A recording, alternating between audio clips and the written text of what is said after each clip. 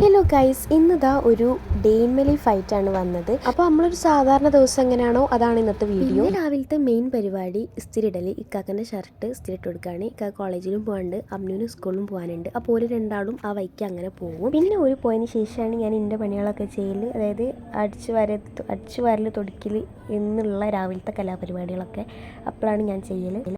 അങ്ങനെ ആ പണിയൊക്കെ ചെയ്തുകൊണ്ട് നിൽക്കുകയാണ് കേട്ടോ. പിന്നെ ഈ സ്റ്റെപ്പിൽ എന്തിനാണ് ഈ ഉജാലൻ്റെ വെള്ളം നിറച്ച് വെച്ചിരിക്കണം എന്നുള്ളത് കുറച്ചാൾക്കൊക്കെങ്കിലും അറിയാൻ മതിയാവും. ഇവിടെ നായ്ക്കളൊക്കെ ഭയങ്കര ശല്യമുണ്ട്. അപ്പോൾ അത് ഒത്തുക്ക് കയറാണ്ടൊക്കെ വേണ്ടിയിട്ടാണ് വെക്കുന്നത്. ഇത് വെച്ചതിന് ശേഷം നായ്ക്കളൊന്നും ഈ പരിസരത്തേക്ക് തന്നെ വന്നിട്ടില്ല. അങ്ങനെ അതൊക്കെ വൃത്തിയാക്കി കഴിഞ്ഞതിന് ശേഷമാണ് ഞാൻ ബ്രേക്ക്ഫാസ്റ്റ് കഴിക്കാൻ പോയത്.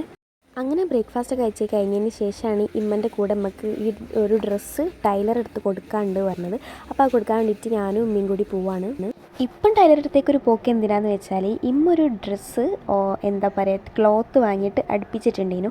ഞാനും ഉമ്മയും സെയിം മോഡലിൽ ഡിഫറെൻറ്റ് കളറിലായിരുന്നു ചെയ്തത്.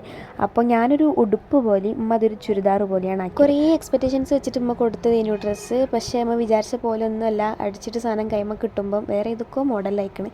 നമുക്കത് പിന്നെ ഇഷ്ടമായി. അങ്ങനെ അത് കുറച്ചും കൂടെ ഷേപ്പാക്കിയിട്ട് എനിക്ക് തന്നെ തരാൻ വിചാരിച്ച്. അങ്ങനെ അതിൻ്റെ ഒരു കുറ്റബോധം നമുക്ക് നല്ലോണം ഉണ്ട്. അത്രയും ആശിച്ചെടുത്തൊരു ഡ്രസ്സ് അങ്ങനെ ആയിപ്പോയാൽ ഇനി സാരില്ല, നമുക്ക് വേറൊരു ഡ്രസ്സ് ഇനിയും ക്ലോത്ത് വാങ്ങിയിട്ട് ഇനി അടുപ്പിക്കും. നമ്മളിവിടെ ഒന്നും തളരൂല. അങ്ങനെ അതിന് ശേഷം നമ്മൾ തിരിച്ച് വീട്ടിലേക്ക് പോവുകയാണ്. വീട്ടിലെത്തിയതിന് ശേഷം നമ്മൾ വാഷിംഗ് മെഷീനിൽ ബ്ലാങ്കറ്റൊക്കെ ഉണക്കിയിടാനുണ്ട്. തിരുമ്പി വെച്ച് പോയതാണ്, അങ്ങനെ അത് ഉണക്കിയിടാനുണ്ട്. അപ്പം ഞാനത് എടുക്കുകയാണ്. ഞാൻ വലിയ ഓവറാക്കിയിട്ട് ഒരു കൈമിൽ ക്യാമറയും ഒരു കൈമിൽ ബ്ലാങ്കറ്റും എടുത്ത് വലിച്ചു തരും. പക്ഷെ ഒത്തിയില്ല. അങ്ങനെ ഞാൻ ക്യാമറ ഓഫാക്കിയിട്ട് അതെടുത്ത് ഇങ്ങത് ഉണക്കിയിട്ടിട്ട് വരാം. പിന്നെ അതിന് ശേഷം ഞാൻ എൻ്റേതായിട്ടുള്ള ഒരു സ്റ്റൈലിൽ ഒരു ബീഫ് കറിയൊക്കെ ഉണ്ടാക്കാൻ വേണ്ടിയിട്ട് പോയതാണ് കേട്ടോ. എന്താ പറയുക, ഞാനിങ്ങനെയൊക്കെ ഉണ്ടാക്കൽ വല്ലാണ്ട് റെസിപ്പിയൊന്നുമില്ല, എന്നാലും ഞാൻ എൻ്റെ സ്റ്റൈൽ ഇങ്ങനെയാണ് ഉണ്ടാക്കുക. അങ്ങനെ പിന്നെ ഫുഡൊക്കെ കഴിച്ച് കഴിഞ്ഞതിന് ശേഷം ഇക്കാക്ക ഒന്ന് വയനാട് പോയിട്ട് വന്നിട്ടുണ്ടേനു. അങ്ങനെ ഓന് കൊണ്ടുവന്നല്ല ഇവിടുന്ന് കൊണ്ടുപോയ സാധനങ്ങളൊക്കെ ഞാനെടുത്ത് അതുപോലെ തന്നെ അൽമാര കൊണ്ടുപോയി വെക്കുകയാണ്.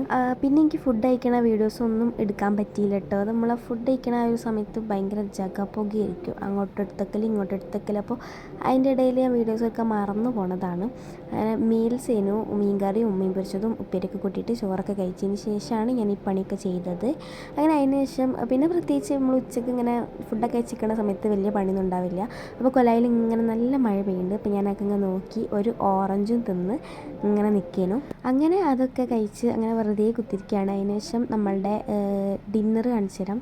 നമുക്ക് ഡിന്നറിന് കപ്പയും അതുപോലെ ബീഫുമാണ്, പൂളിയും ബീഫും.